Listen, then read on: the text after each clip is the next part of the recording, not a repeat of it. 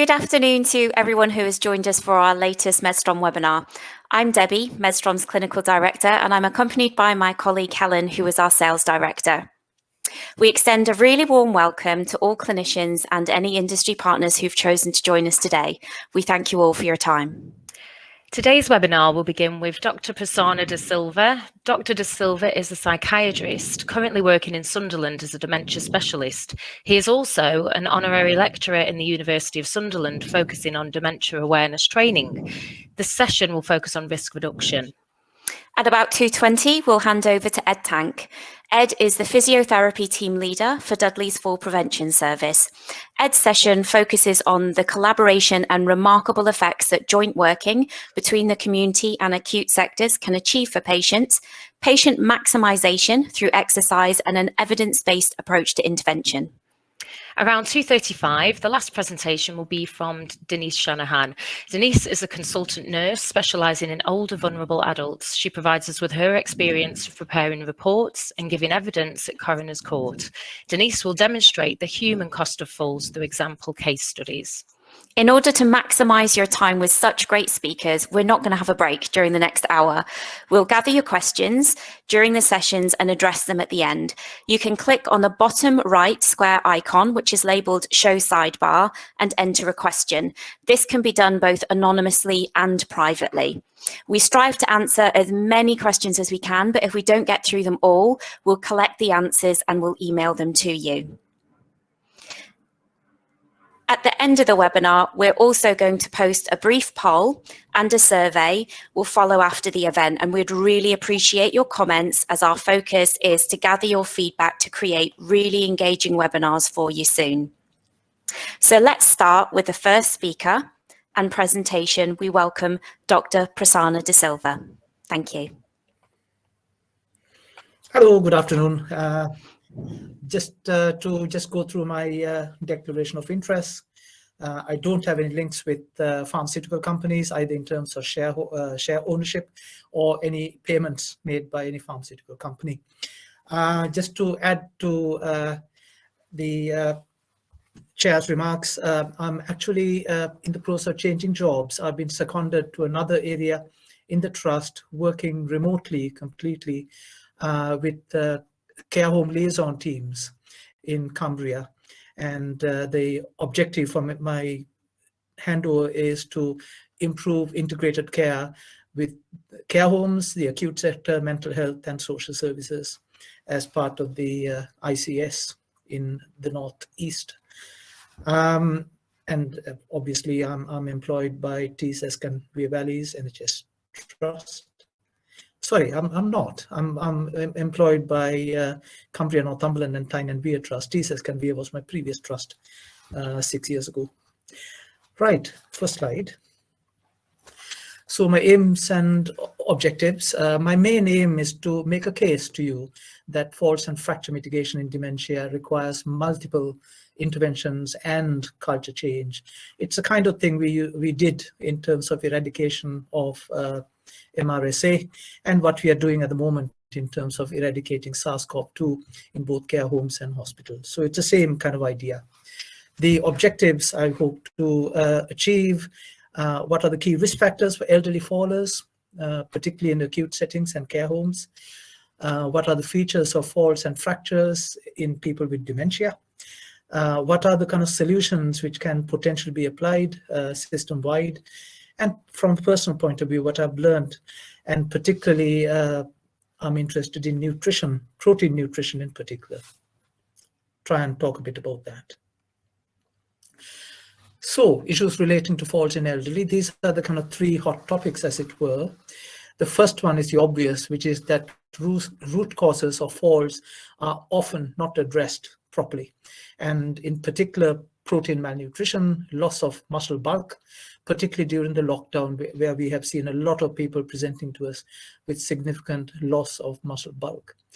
And the other things which are not addressed often is include sensory deficits, pain, and depression. And there's this concept called domestication, which is used in the States. And what that means is people not being given an opportunity to do things, to walk about, climb stairs, make up their own mind in terms of what they eat. Everything is, they're cared for hand and foot, and that means they have very little to do during their waking hours. So that's kind of issue number one. Issue number two is that we are quite sure that the diagnosis of dementia called Lewy body dementia is often missed in both in casualty and medical admission units. And if you remember, Lewy body dementia is characterized by fluctuating inattention, and that leads to falls, and it leads to reduced lifespan. It's likely to be misdiagnosed as delirium or a psychotic illness, and they often get antipsychotics consequently, and they have a toxic response to haloperidol and benzodiazepines and hypnotics, in that they fall even more. The third issue is, again, the obvious consequence of falls are additive and costly. There's a greater decline in activities of daily living. There's reduced social activities, interests, and there's a risk of depression. And obviously, consequently, there's a risk of institutionalization and earlier death.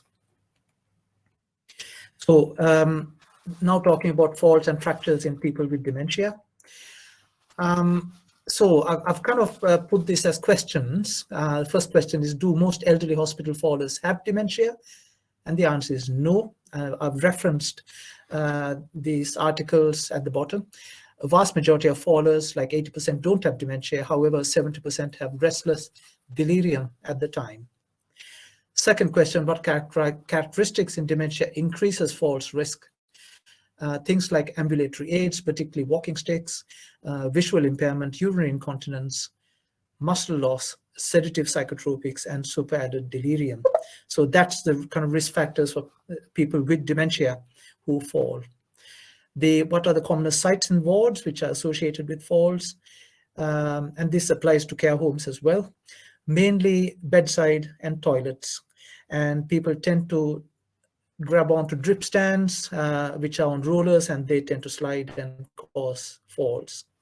And with demented patients, it looks like most of the falls appear to happen at night compared to non-demented patients. So what are the potential solutions? So I've listed the kind of system-wide applications which have been described in the literature. In care homes, we do need to optimize vitamin D3 by all means possible, including exposure to sunlight, but also supplements, food, and so on. And also maximize protein intake. And in particular, the use of eggs and meat and bacon, and there are, for vegetarian options, there are particular legumes and other food items which provide all the amino acids necessary. Although I must admit it's harder to get the vegetarian options to achieve that.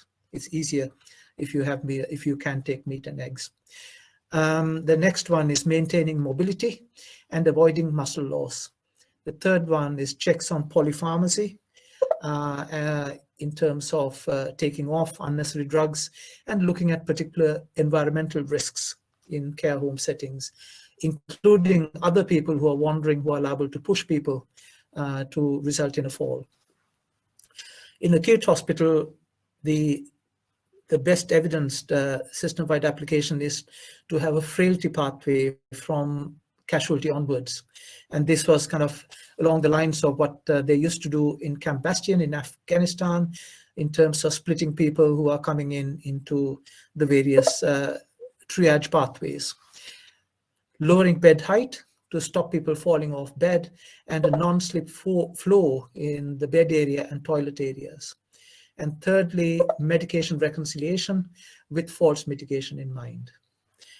The third option is this difficult issue about culture change, and really we must focus on a zero falls goal as a key objective. And like I said before, with multi-pronged intervention, and they call it the Swiss cheese model, I'll show that later on. Then having prizes to reduce falls and fractures within various teams in hospitals and in care homes.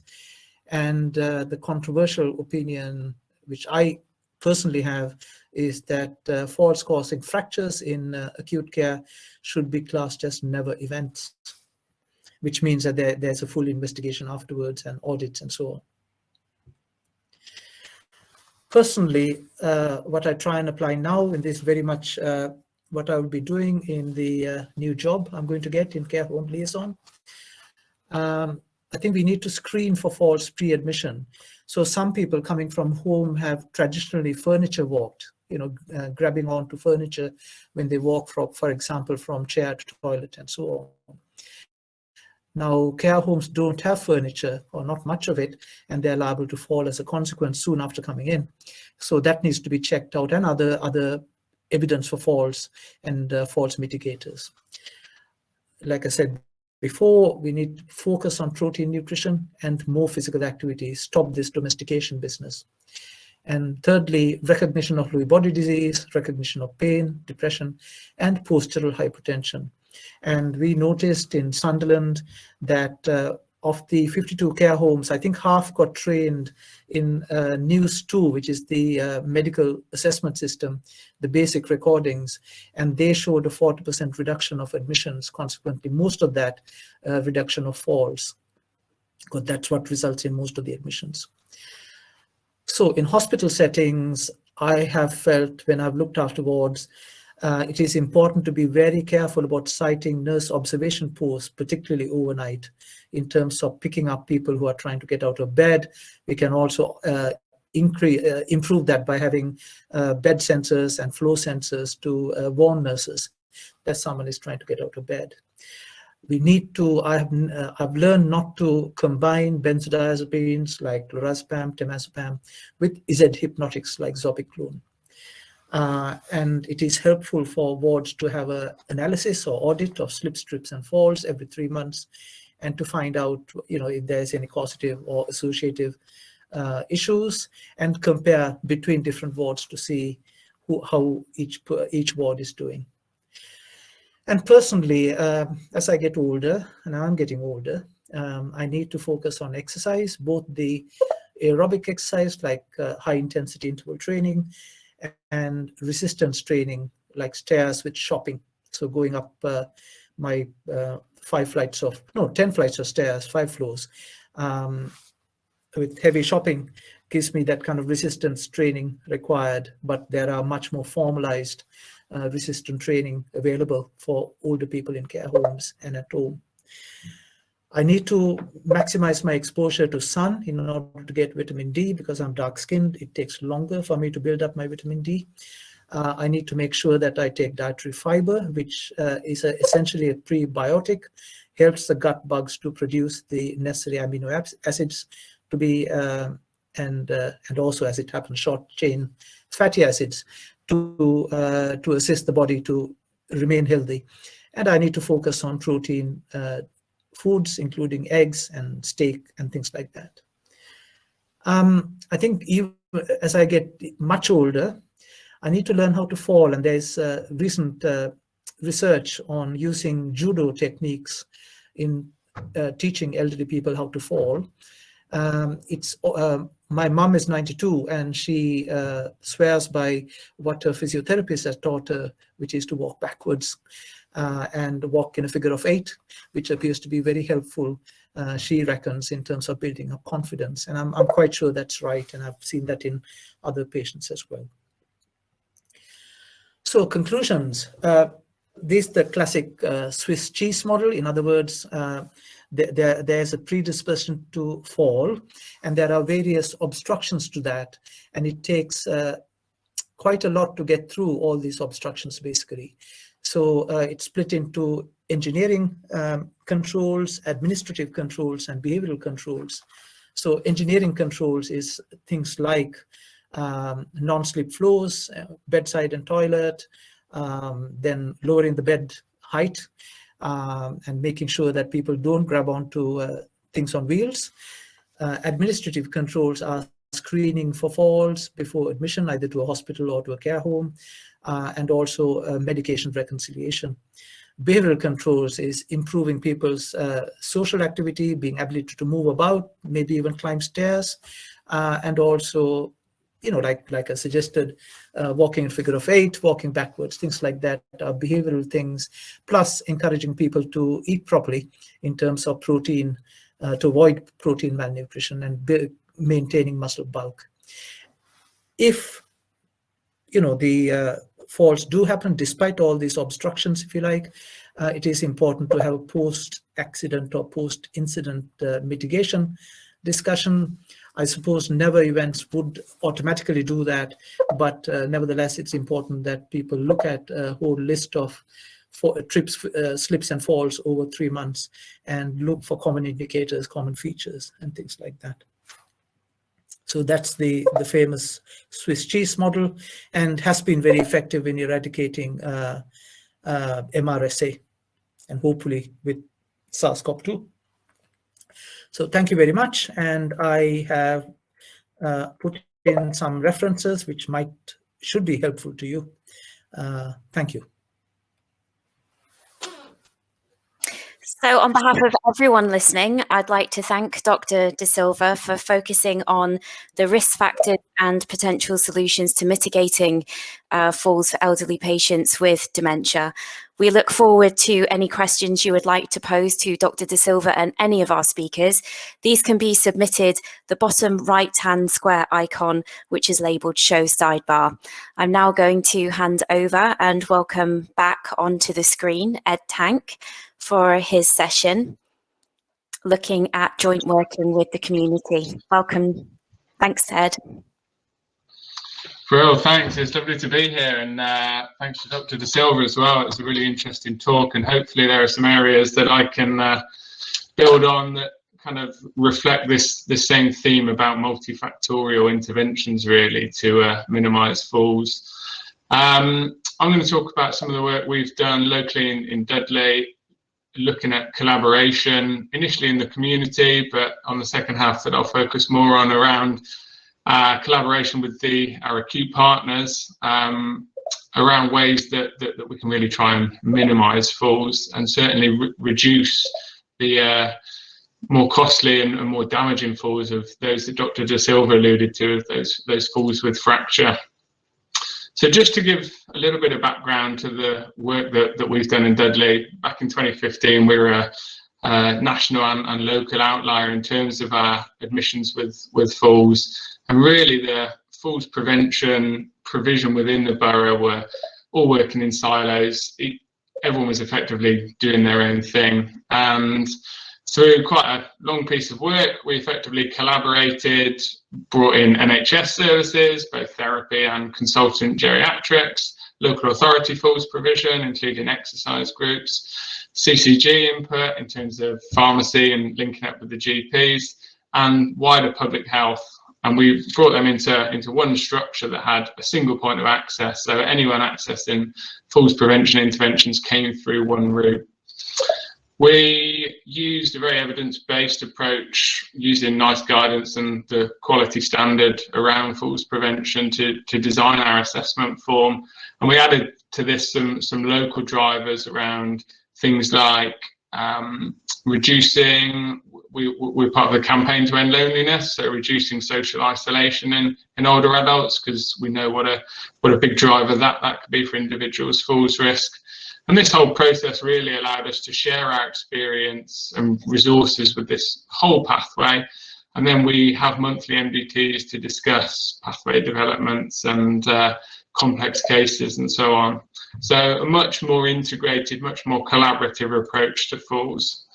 This briefly summarises the three pre-existing teams that were effectively doing their own thing. Now, obviously, the entrance to the pathway is the single point of access, which triages patients to the appropriate stream based on their clinical need.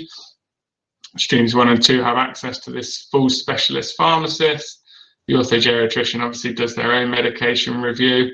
The monthly MDT underpins our interventions, and then as a step down from input, we have these tier 0 public health interventions, which is things like walking groups, green gyms, things that are available in the community, so that we can continue that better aging, which Dr. De Silva alluded to earlier, helping individuals age well. Luckily, and I suppose reassuringly, you know, all the work we've put in has seen year-on-year progress with this. So we've been able to bring Dudley's rate of falls, both in the over 65s and under 80s, well below the national average. And long may this pattern continue, really. We've obviously seen the lowest rate of falls for over a decade.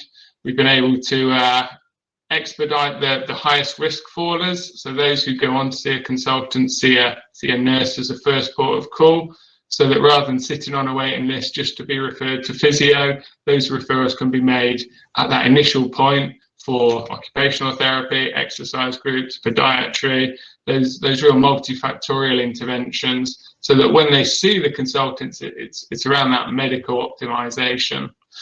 We've been able to expand the service out into the newly set up Own Bed Instead program, which is our local rapid response or admission prevention service.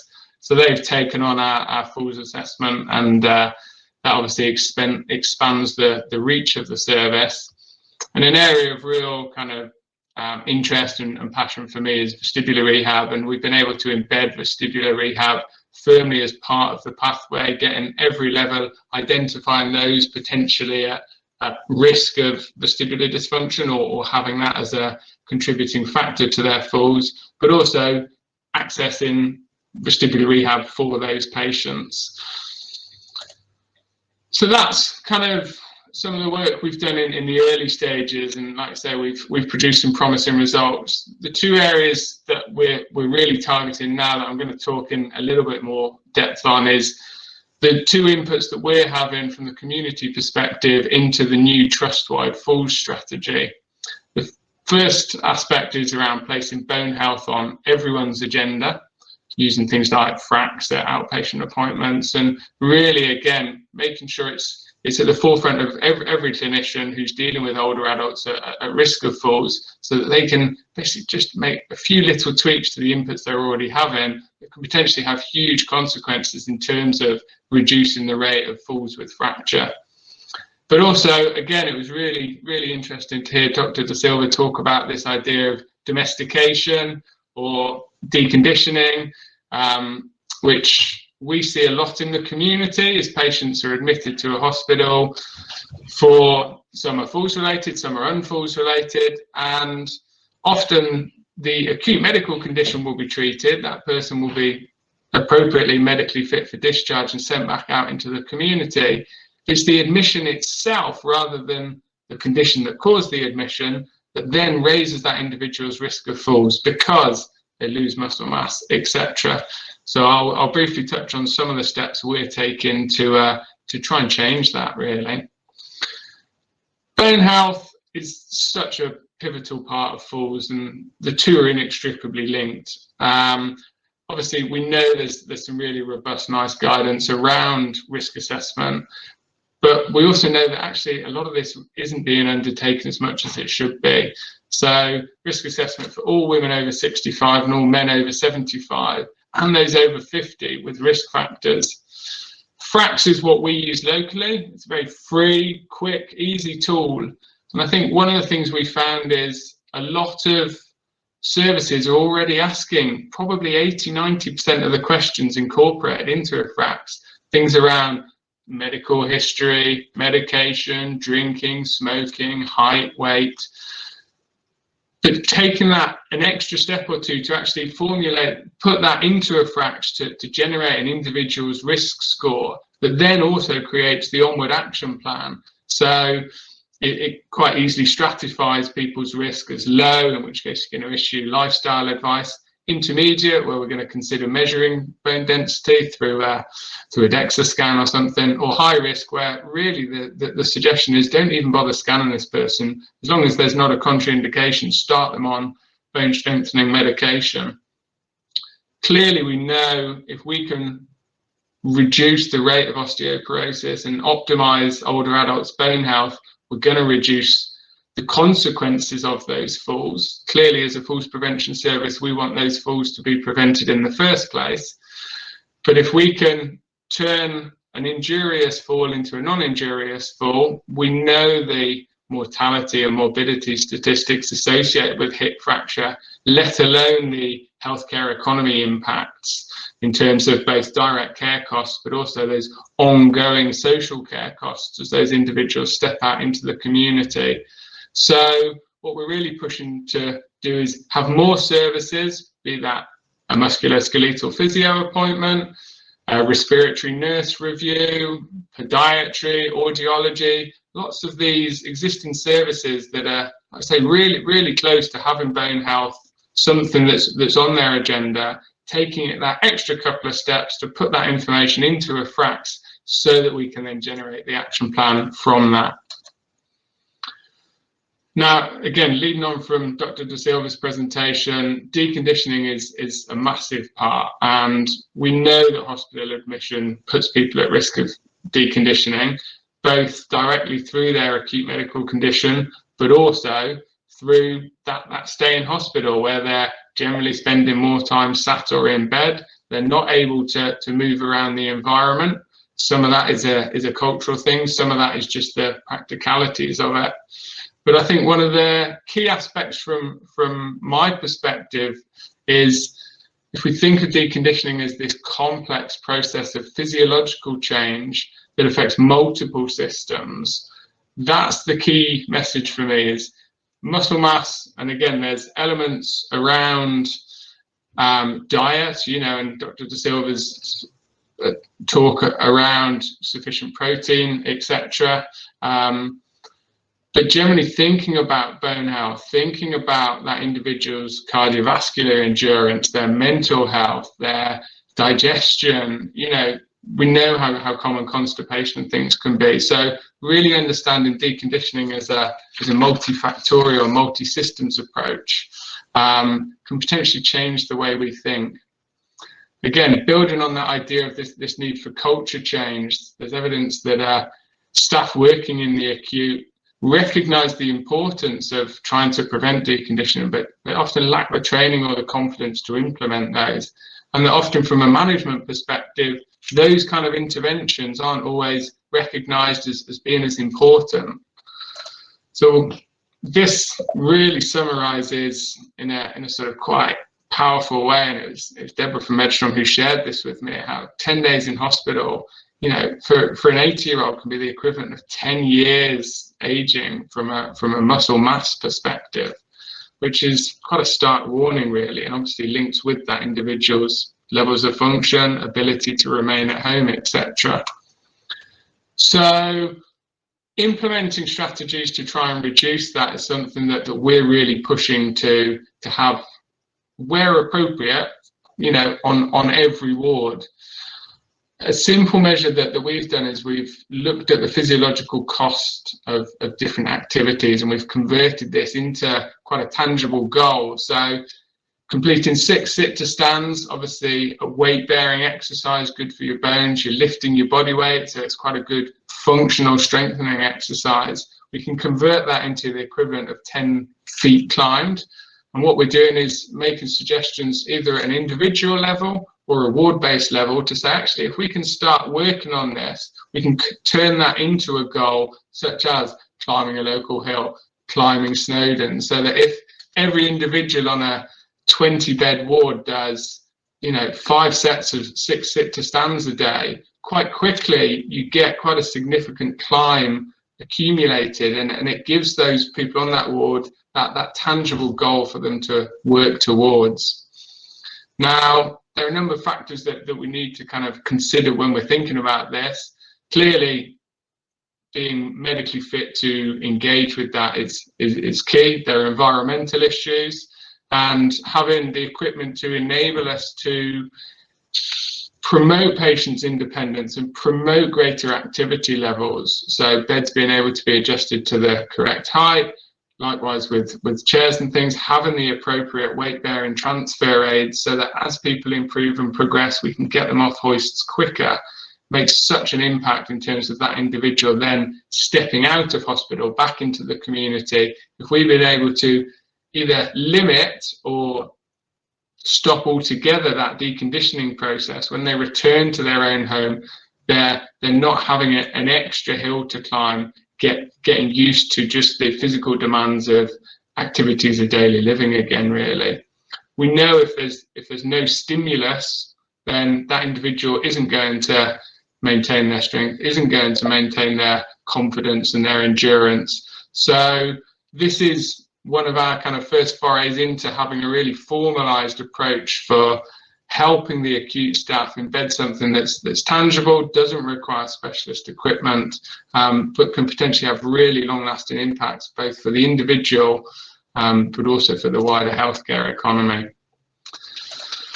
I've included some of the references that I've alluded to in the presentation there. There's more information around if anyone's interested in some of the sort of physiological cost. I've purposely left that out because it gets a little bit science heavy. Clearly my details will be there if anyone wants to get in contact. Thanks very much for your time. Thank you, Ed. I hope you found the results of Ed and his team's work to reduce falls in Dudley thought-inspiring. Should you have any questions for Ed specifically or any other of our speakers, please submit your questions, which will all be addressed either at the end or following the webinar. We've had a lot of questions coming in through so far. Our final speaker is now going to provide an overview of the Welsh Falls Guidance and the human cost of falls. We now welcome Denise Shanahan.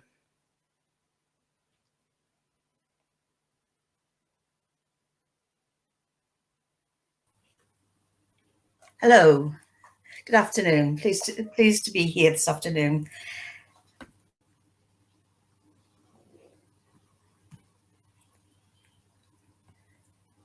I'm very sorry about this. So my name's Denise Shanahan. I'm a consultant nurse for older vulnerable adults, and I work in Cardiff and Vale UHB, and I've also got an honorary lecturer post in Cardiff University. And although there'll be some common themes within my presentation, as discussed, I'm going to talk about the human costs, and I'm actually going to look at some catastrophic falls in older people that did result in coroner's course. And I'd be really sorry if any of it resonates with you and actually makes you feel a bit sad, because it makes me feel sad. So we know that in the news we have lots of bad press about patient falls and harm. And the two cases that I'm going to discuss with you are in the public domain. I will present just an overview of the framework really for Welsh inpatient falls and this synopsis of two stories from practice. So we all know there are direct and indirect consequences resulting from an inpatient fall. So the direct human consequence of falling, the distress, the pain, injury, morbidity and mortality. The indirect consequences, more hidden, are loss of confidence, fear of falling, stress to the family and carers, longer hospital stays, loss of independence, the need for increased support, and sometimes it's that trigger, the increased likelihood for change of residence. But there's implications for staff too, and if you've ever been in a clinical area where patients fall, you feel the distress, but there's also that extra work, the post-falls management, the injury assessment, the monitoring, the reporting, the communication between teams, the communication with the patient, communication with family. There's a need to review the actual and potential causes of the fall. We need to reassess the multifactorial risk, and we need to undertake a care plan review. But there's more. But in Wales, the underpinning key principles are captured in this diagram, as you'd expect, patient-centred right at the beginning, but in the centre. But it's all about managing risk. It's about promoting quality of life. It's about promoting autonomy. We want to maximise potential building on Ed's work. We want to protect and promote dignity.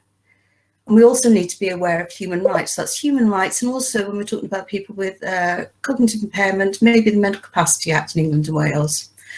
Overarchingly, of course, we're talking about the prevention and management of falls. We want to be reducing harm, but we need to absolutely consider those unintended consequences. And both previous speakers have talked about deconditioning. It's a really important factor to think about the hidden harm.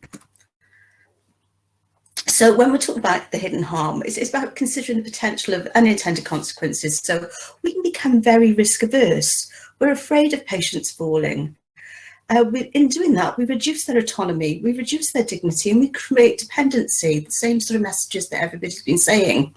So I like the picture that Ed put up about the 10 days in hospital, and this is just a quote just saying the same. You know, there's a general room for every day an older person's in bed. It can take up to 6 to 7 days of significant activity, bearing in mind they're not well, to regain the loss. And for some people, this loss may be irretrievable.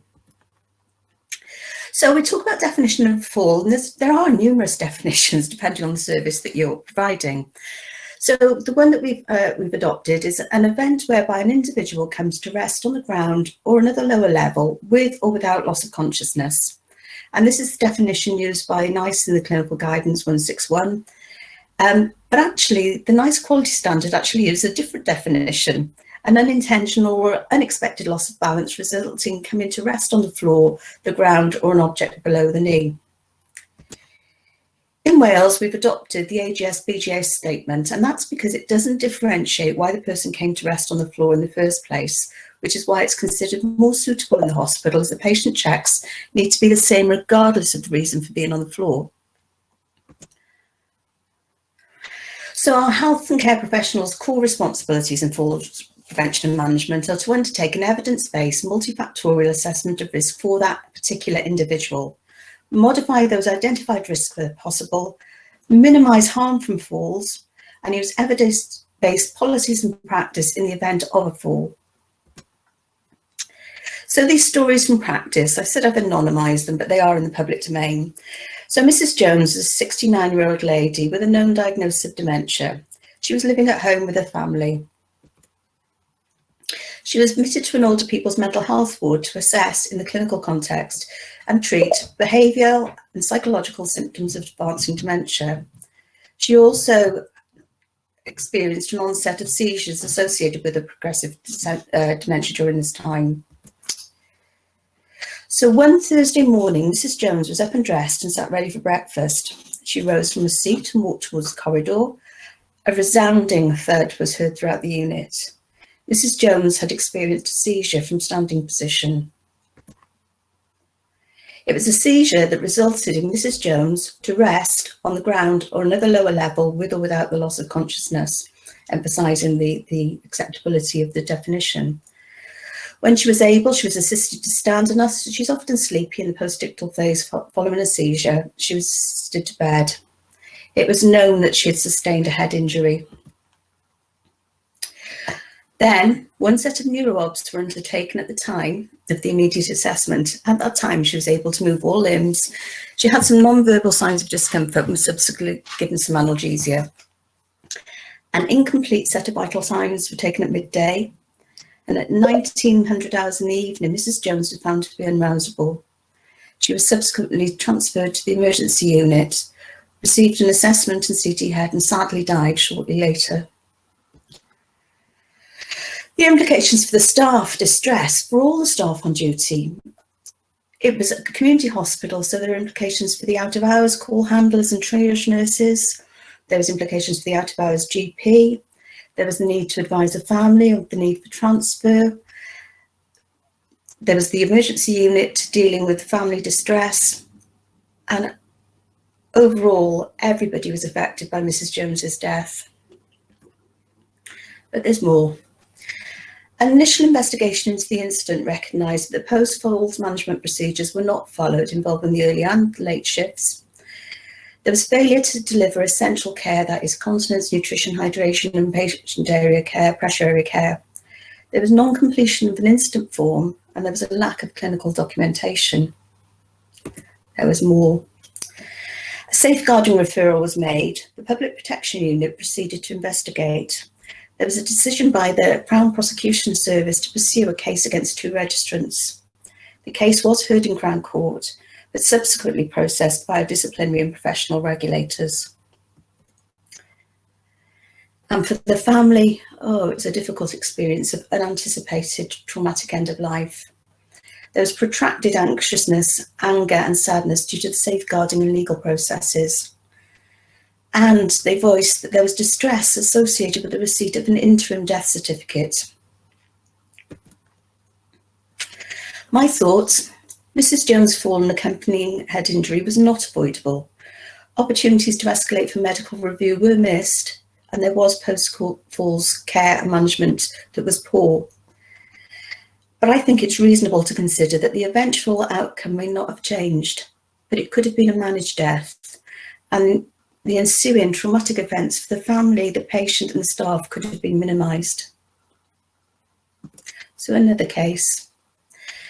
Mr. Davies was an 88-year-old gentleman living at home with known prostate cancer with metastases. He'd been living independently and driving his car until a few weeks before he required admission to his local district general hospital.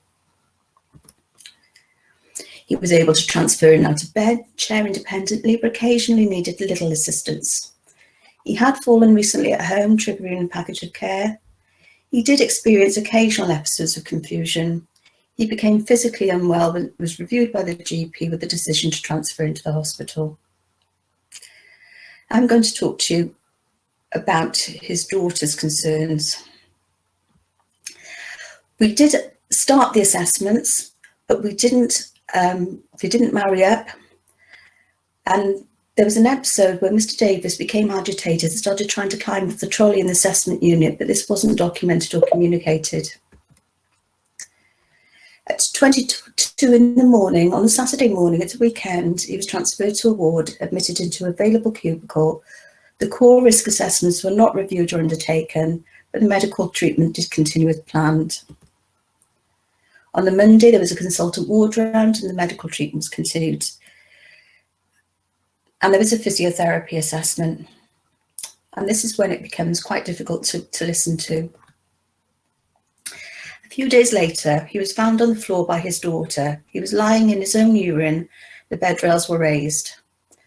An assessment of airway, breathing, circulation and injury survey were undertaken. Neuro-obs were commenced and there was a change in his GCS. He was flat lifted onto the bed. He was escalated for urgent medical review and he had an urgent CT head. The CT head showed a skull fracture with significant bleed. It was discussed with the neurosurgical team and given the extent of his bleed and his pre-existing multimorbidities, surgical intervention was not deemed appropriate. Sadly, he died but peacefully a few days later with his family present. The daughter's concern, and I'm sure you'll see the red flags as I read it. On my arrival on Saturday to visit him, I discovered the buzzer to summons the nurse wasn't working. He needed to go to the toilet and asked me to take him, but I replied a nurse would get him a bottle to use. It was easier for me to look for a nurse due to the broken buzzer. The nurse told me that he had a nappy on, so it wasn't a problem. I informed her that Dad was able to walk to the toilet, but she informed me that because he had not had an assessment, he was not allowed to get out of bed. The nurse said he would be assessed on Monday. And I could draw your attention to the red flags there, but his daughter does it so eloquently in her questions within the coroner's court. Her questions were, was my father assessed on the Monday in question? What was the outcome? If it proved he was able to use a Zimmer frame to stand and walk as he used at home, the cot size would have been down. If it proved he was able to stand unaided, then why wasn't the policy adhered to regarding the lower bed? No cot sides, mats around the bed and someone observing him. Was the buzzer fixed and working on the Monday in question for my father to summon assistance, which could have prevented him from trying to get out of bed on his own? Why did my father have a nappy on in the first place? He was not incontinent. He was more than able to ask to go to the toilet. The question placed constantly on my mind, how long had he been on the floor before I found him? Another question that plagues me is how long would he have been on the floor before somebody went in to check? It was in the news, the finding. The coroner ruled that the pensioner, who eventually died on December the 14th, I've omitted the year, had been badly let down by a number of shortcomings on behalf of the nursing staff. There was also poor multidisciplinary communication. It's still in the news. On returning a verdict of accidental death, the coroner ruled that the failure to carry out core risk assessments on Mr. Davis upon his admission to the ward led to the medical history, including details of his poor mobility and balance, not being documented. And whilst the coroner concluded that the admission may not have necessarily prevented such an accident altogether, he asserted that it would have minimised the chances of it occurring. So my closing comments on these two cases. Both stories described inpatient falls with catastrophic injuries and outcomes. Both presented significant lessons that need to be heeded. Both illustrate missed opportunities either in prevention or post-falls management. And anecdotally, neither patient had an advanced care plan or a donated personal welfare lasting powers of attorney. So we have a duty to assess people's current presentation and risks, their pre-admission ability, and that might be using clinical frailty assessment. And we need to assess those risks associated with the change in environment. And this is in order to develop a holistic, multifactorial set of interventions to mitigate the individual's risk. We have a duty to minimise potential harm by implementing policies and procedures to operationalise and deliver evidence-based practice, and to evaluate and re-evaluate our assessment and the effectiveness of the planned and delivered interventions, bearing in mind people's needs change whilst they're with us. So that takes us nicely back to the framework in Wales: person-centred, managing risk, promoting quality of care, promoting autonomy, maximising potential, protecting and preserving dignity, and considering people's human rights. We are ultimately concerned with the prevention and management of falls. We want to reduce harm, but we need to very much be aware of those unintended consequences: the inappropriate use of bed rails, the inappropriate use of continence pads, etc. So thank you for listening. Thank you, Denise, for your insight into those human impact of falls and the two patient stories that you so beautifully illustrated that we can learn from. The effects of deconditioning or domestication is really highlighted in these. And I can tell you from all the emojis that were coming up during your presentation that it really resonated with everybody listening to you. So if I could ask you to stay with me, Denise, and I'm going to ask Helen, Ed and Prasanna to join us back for questions, please. Before we proceed, we do have 3 short questions that have been posted in the sidebar under poll, and these will allow us to collect feedback to help with future webinars. We hope you'll take a few seconds to answer them, particularly if there are areas of interest that you would like those with experience to speak to you about. So our first question, and this one will be directed to Ed, if that's possible. To successfully reduce falls, who needs to be involved and what steps do you feel need to be taken? In addition, do multifactorial assessments deal with patients who are at imminent risk of falls? That's a good question. I think it leads really nicely on from Denise's excellent presentation. Thanks for that, Denise. I think maybe to answer the second part first, do multifactorial assessments deal with patients at imminent risk? I think the idea sometimes that multifactorial risk assessment is a form, multifactorial risk assessment is a mindset, and I think that's the step that we need to take that will then have an impact on that imminent risk of falls. And I think, like I said, it leads nicely on from Denise's things around things like call bells. Dr. De Silva spoke about, the positioning of nurses' observational stations. It's thinking about things like pain relief for patients with dementia, engaging them so they're occupied through reminiscence books or music. Hydration strategies. One of my big bugbears is, again, leading on from what Dr. De Silva spoke about in his presentation about where falls occur, and Denise's second example, clearly with toileting is everyone in hospital is constantly filled with caffeinated drinks that are a diuretic and stimulate their bladder to want to go to the toilet. It just seems so counteractive to me that such a small change in removing caffeine could potentially have really very few downsides for that. But it's those accumulation of much smaller steps that if you put together, it's that Swiss cheese model again, sort of referencing others, that the cumulative effect of those interventions will be what causes that risk minimization, and that's what it is. It's minimization rather than elimination. So I think if people can use that much more patient-centered approach, there's not always the same list of people who are going to be involved for determining an individual's risk. There'll be times where the ward nursing staff, if they've had sufficient training, are more than able to do it all. There'll be times where ward consultants need to be involved around medication review, particularly things about, mixing benzodiazepines and other areas that people have touched on. There'll be times where physiotherapists need to be involved, occupational therapists.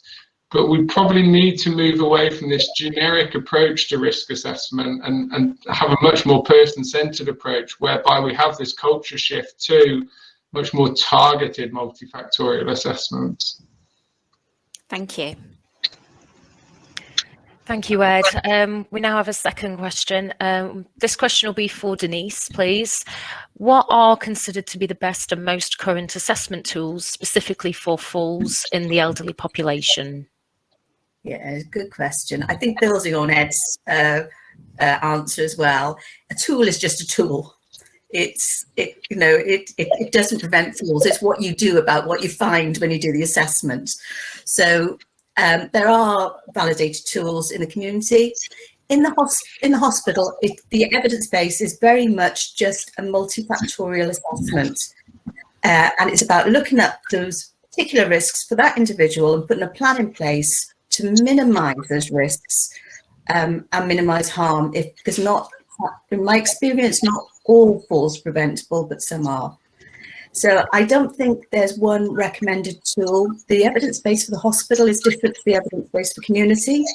So in community, stratifying risk, you can do that in the community because you tailor then your interventions to strength and balance, or whether it needs a multidisciplinary approach or just some advice. In the hospital, it is that multifactorial assessment and that multifactorial intervention. And I don't think it matters what the tool looks like. And I know some people like to have a nice score at the end of it, but the evidence base in the hospital is risk assessing with score means that the sensitivity and the specificity are unreliable, and it doesn't actually do anything to minimize falls. So does that answer okay? Thank you, Denise. Absolutely. Our next question is for all of our speakers, I believe. So what are the best methods found or developed to prevent falls in the acute setting? And this goes to all of our speakers. Does anybody want to take that one first? I mean, I'd probably, it's probably leading on from basically what Denise and I just spoke about. Really, it's very hard to say there's one strategy that's going to work for every situation, because there's such a diverse range of risks, such a diverse range of causes for admission, that what we need to be doing is tailoring it to an individual's risk. I think the other area that I would maybe add on is it's about considering the risk of falls, but also considering the risk of inactivity, in that we can take that too far. We can eliminate someone's risk completely by confining them to bed, locking them in, know that there's no opportunity for them to fall. But there's a massive cost associated with that, both at a human level and in terms of that individual's ongoing functional independence, their risk when they return back home into the community, if they return back home into the community. And I think maybe that's the risk that's sometimes not thought of as much. People think of the risk of the falls, but don't think that every intervention has positives and negatives, and we need to make sure we weigh up both sides of the argument, really. I watched a webinar recently that really centered around that, saying, did we have the right metrics for falls? If exactly by that, if we confine someone to a bed, they wouldn't fall, but then you exacerbate the deconditioning. So that was really nicely picked up. Thank you very much. Thank you. So we have another question now. This will be, oh, sorry, did any of the other speakers have anything to add to Ed's comments there? Just to echo what Ed was saying, and that's very much what we were thinking of in Wales, the unintended consequences. I suppose the other thing I would like to bring people's attention to is we are very good at looking at risks, previous history or previous behavior, predicting future behavior. But that doesn't automatically work when there's a change of environment, for example, from home to hospital or home to care home or whatever. You need to have kind of common sense and thinking, what could go wrong when this person comes in? The bottom line is care homes and hospitals are dangerous places to go to, as we have found out during the pandemic. And we need to think in a kind of common sense way about what could go wrong. Yes, it includes getting intelligence from like a handover from a carer or a handover from a community key worker who have got a wealth of experience in terms of the risk of falls. But also think, you know the setting, you know the ward, you know the care home. What could go wrong? Just put yourself in that person's shoes, and it's kind of common sense. It's not really a theoretical model or a question. Kind of. Yeah, I think I've said enough. The other controversial kind of thing I have stuck myself onto is the idea that acute falls fracture should be never events, because however unpleasant that is, and it is unpleasant, it is better than standing up in coroner's court or standing up in a litigation kind of panel, if you like, because there is less blame involved in a never event investigation. There's a root cause analysis.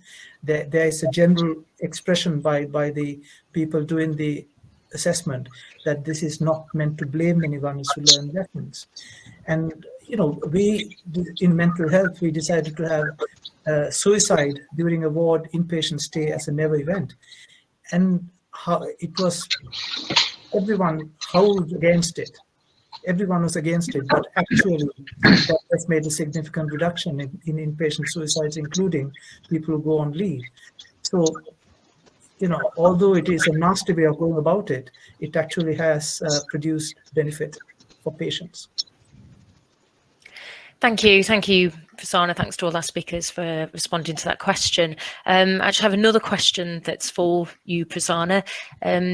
I'd be interested to hear about any initiatives to reduce the prescribing of antipsychotics in those with dementia, if relevant, as these significantly increase risk of falls as well as morbidity, mortality.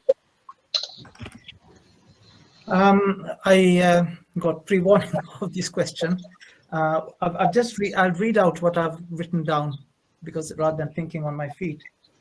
I've said nigh impossible to persuade hospital medics to reduce antipsychotic use in frail elderly, especially those who are those with possible Lewy body dementia, but also people who are in restless delirium or people who wander about. They want medication to stop them wandering about. Psych liaison, which is a psychiatric liaison team, do their level best in terms of education of junior doctors, but they tend to listen to their seniors, their senior consultants, and also they under pressure from nursing requests, particularly on call, particularly at night. And I've gone on, only solution for fall fractures instead of being classed as never events. but that will face lots of complaints along the lines that it's overly bureaucratic and time wasting. I'm sure doctors will say that. The other option is equally nasty. Naming wards with high falls and psychotropic use could work, but you have to be a pretty strong medical director to implement that. Sorry, these are the kind of the black cards of leadership, and unfortunately, sometimes they have to be applied despite all the criticism and the pushback you get. Thank you. Thank you, Prasanna. And that question actually has been duplicated throughout the event as well. So thank you for responding. Next question, we've had a lot of questions around COVID. I think we might have lost Denise for just a second, so I'm going to have to pop this one to you, Ed, if that's okay. Yeah. So we've been asked, have you seen an increase in deconditioning or domestication during COVID because patients are restricted in movement around the ward? Has this impacted on falls rates with you in your trust locally, and is that a pattern that is replicated nationally? There's also a question that's similar. Is there a difference in falls with COVID positive patients in comparison to those who don't have COVID, presumably because they're able to mobilize around more? And maybe you're able to help with this one, Dr. De Silva, asking if there has been an increase in falls because physiotherapists or occupational therapists are maybe less able to access care homes and community settings. So and Denise is back. We're looking for some information on whether or not falls have increased with COVID because of lack of being able to mobilize. So a question that goes to all of our speakers. Shall I start with the first few bits? That would be lovely. Thank you, Ed. With the other speakers. I suppose first thing is we haven't got the statistics around falls rates, and it will be a very difficult one to judge, really, because there were fewer people in the hospital. So you could get a false negative there where falls rates might remain stable when actually that's because there were fewer people in hospital during COVID, because elective operations, etc. were. So it's going to be quite a difficult one to unpick.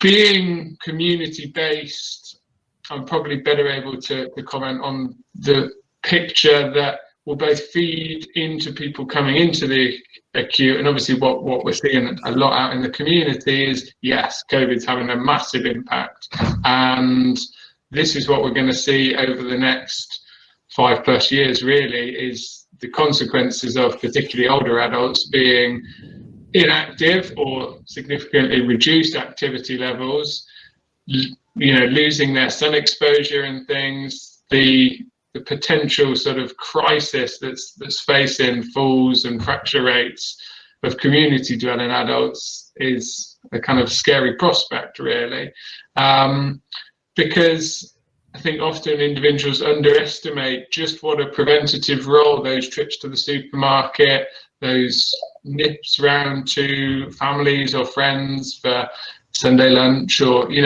all those were providing really important levels of activity or exercise, whichever way you want to kind of phrase it, that were keeping people just above that line of functioning, really. The loss of those associated with lockdown, and anxieties that were quite real, associated with things like going to the supermarket, etc., is going to have that multi-system impact on those individuals, really. So patients will potentially come into hospital more deconditioned, so their starting point is lower than they otherwise would have been.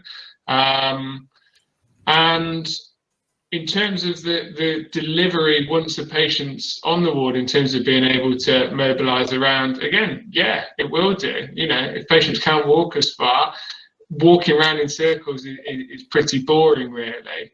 I think that's part of the reason why we've tried to be quite pragmatic with using sit to stand, because it's a functional exercise that gets a lot of the benefits we need without significant equipment or expertise. It's often part of the care that patient's already receiving. You know, staff will be in PPE, you know, but that patient, if rather than doing one stand to transfer, if they can then do 5 more once they're in their chair to reach their target for that 10 feet they've climbed, they're not having to move around the space. There's no extra risk in terms of the ward or the individual.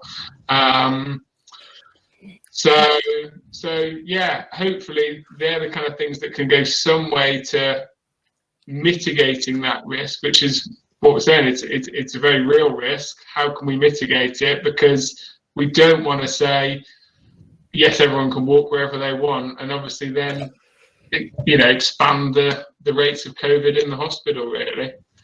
I can't remember the sort of further on questions, really, but hopefully that's answered the first couple of bits. Yes, we were just looking at different COVID patients, non-COVID patients, and that not being able to mobilise around because of COVID, and also if access into community settings has had an impact on community residents. Can I add something, please? Of course. Yes. So I've just had a quick look, and there's one published article in the Journal of Patient Safety in 2021, January. These from Taiwan, and it suggested that falls had actually increased by about 3 times, which is quite a big amount. And I would just be a bit skeptical about that, because it needs to be replicated and more data needs to be collected. However, their explanation for this phenomenon is interesting. They thought less visits by carers and less staff being present due to COVID has that implication. They suggested that bedside alarms and chair alarms should be used, which is suggested that they don't use that at the moment. So it's back to, you know, issues about nursing observation and alarms and things. But that's the only article I found so far in terms of the rate of falls. Thank you. But yes, staffing has been a huge issue in both care homes and hospitals. Not just physiotherapists, but generally nursing observations have been less, much less. And I guess the use of alarms, still not 100%, I don't think. Thank you. Thank you. Denise, did you have something to add there as well? Yeah. I know locally we've looked at our falls rates in our hospitals. We didn't seem to have less people in our hospitals, I have to say. But our falls rates have stayed pretty steady, but we don't understand what that means. So we don't know if that's because some people are falling more and some people are falling less because they're not mobilising. We don't have that. We've asked our IT teams to help us drill down, if possible, with associated with COVID infections. But I think it was going to be a mixture. I think there's going to be people who were largely immobilised, and I think there'll be people who were falling because they were acutely unwell. And I absolutely echo Ed's observations in the community. We're seeing, well, we don't know. It's an unknown quantity of how much damage has actually been done during the pandemic for particularly older people with frailty, who might have been at risk of frailty and now have a high, you know, have frailty. So it's a good question. It's just we don't have the pinpoint answers. Thank you. Thank you. So now I have a question for Ed.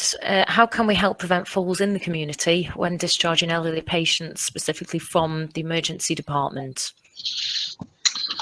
I think, again, I mean, without harking back to the kind of individual multifactorial, that's going to be clearly a starting point. Is, yeah, look at that individual's, obviously, medical history, level of mobility, also consider the risks of where they're going to. I think weigh up that risk of falls with actually being able to maintain a degree of mobility wherever they're going. Not every area is going to have rehab that's able to respond straight away. And what we don't want is, particularly if patients are, you know, sat waiting for a package of care in hospital for 4 or 5 days, and then they're going to wait a week, 2 weeks for rehab once they're back at home. if there are small steps we can take to at least have a degree of safe activity, exercise, whilst they're waiting for more rehab at home, I think that would be really, really useful. Clearly, it's about optimizing their safety in the environment they're going to. So there's going to be equipment provision, which in its own right is an art and a science, in that I think what we see a lot of the time is falls risk takes complete precedence, and that they're given a raft of equipment and everything is effectively made easier so that they have no incentive to really have to move around their property or, travel any distance, etc. And there's a logic behind that, but it's just weighing up those two risks. If we set someone up in a room where they've got a commode next to their bed, they've got a hospital bed that they can raise right up, they've got carers 4 times a day, and in between those care visits they're just sitting. If this person was 2 weeks ago independently mobilizing out round in the community and things, that's a massive change in that individual's set of circumstances, really. And we're potentially setting them up to fail, creating a new normal for them that there is immobility, that their daily life it effectively becomes a self-fulfilling prophecy.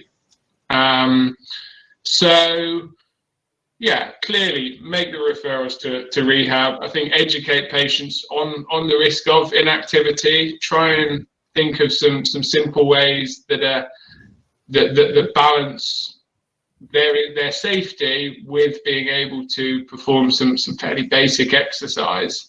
And yeah, obviously look at all the other modifiable factors that go along with that. Have they got support to take the medication on time? Have they got sufficient pain relief to promote mobility? Are they drinking enough? Are they eating well? Those other areas take on extra importance. So putting together a really comprehensive plan for that patient's discharge is time and money really well spent. An extra 20 minutes with an individual, if that reduces a fall with a fracture, if that reduces a readmission, it's a false economy to rush the process, really. It solves the problem there and then, but that person just ends up bouncing back either a month later, 6 months later, 12 months later. Can I make a comment as well? On a positive note, can I recommend our neighbouring trust, which is Northumbria Healthcare Trust, and they have a critical care hospital or emergency hospital in Ashington, and they often get patients from Hexham, which is about 45 minutes to 1 hour away. So rather than admitting them from casualty, they can turn people around after X-ray or whatever, and there's a emergency community team in Hexham who will receive that patient on the ambulance immediately and set up a wraparound package, which doesn't involve kind of beds and all the paraphernalia, but takes a common sense view when they come back to Hexham, saying what needs to be done just straight away and what communication needs to be given to the patient in terms of what to do and what not to do. That sounds, I know that is effective. I know that admissions have dropped because remember in acute care, in emergency hospitals, 50% of trauma are elderly people having falls, so that's important. So this important topic, an important topic A&E consultants need to take heed of, and they can, turn people around at casualty if there's a immediate access to a community team, same as what we have in mental health crisis team. So that's a positive solution, really. Thank you, Prasanna. I think we're going to take one more question. Debbie, We have so many questions coming in, and we'll try and get some responses to those that we haven't. Prasanna, are you able to do me one very quick answer? We've been asked, do you have any ideas to help elderly people with dementia who forget to use their walking aids or forget they have mobility problems? No. That's quick. You asked me for a quick answer. The answer is no. I think care involvement and having multiple pieces of kit in different places in the house is helpful. For example, having grab rails in the toilet, having a Zimmer frame in the toilet and a Zimmer frame next to the chair or bed, that's helpful. But when people forget that they can't actually walk, you're resorting to multiple home visits to ensure that they don't lie on the floor very long. Alarms, telecare, all that kind of stuff. But the simple answer is no. If someone has lost insight that they're likely to fall, they can't stand up, there are problems. Can I just add on that? I completely agree, but I think one of the areas that's sometimes missed is often this patient group aren't engaged with activities, so they would often try to get up and move around because they're bored. So if we can give them, if we can actually get that person involved in music they like, or photos of family, or whatever it is, whatever their old passions were, yes, it doesn't remove the risk at all, but if that individual is engaged in something, they're much more likely to sit for a period of time because they're enjoying it rather than just sitting, not doing anything. Well, naturally, if we're bored, we get up because we want to go and do something else, don't we? So, TV has its uses, but gets pretty boring pretty quickly. So, get creative, painting, whatever, again, it's really trying to tie it to that individual.